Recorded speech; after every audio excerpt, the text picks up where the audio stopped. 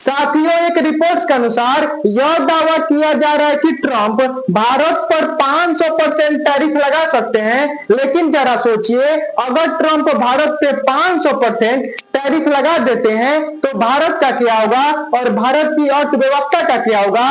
दोस्तों, अगर ट्रंप भारत पे 500% टैरिफ लगा देते हैं तो भारत की अर्थव्यवस्था नीचे चली जाएगी और भारत में एक बहुत बड़ा बेरोजगारी का सामना करना पड़ सकता है। और इसके साथ भारत में कई तरह बेरोजगारी को लेकर आंदोलन पे ही आंदोलन होंगे। चलिए बताते हैं विस्तार से कि अगर भारत पे 500% टैरिफ लग जाता है तो इससे भारत को क्या नुकसान होगा।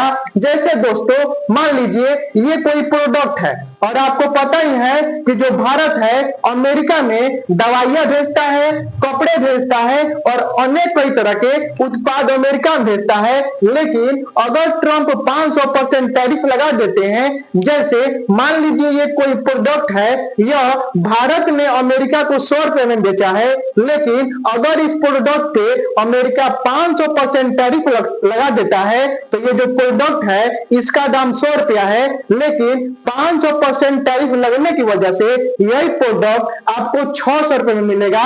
तो बताइए, जो 100 रुपए का प्रोडक्ट है वह अगर आपको 600 में मिलता है तो आप उसको खरीदिएगा? नहीं खरीदेगा। तो यही कारण है, जब भारत प्रोडक्ट को अपने अमेरिका में भेजेगा और अमेरिका सभी प्रोडक्ट पे 500% टैरिफ लगा देगा तो यही कीमत वहां पे बढ़ जाएगा।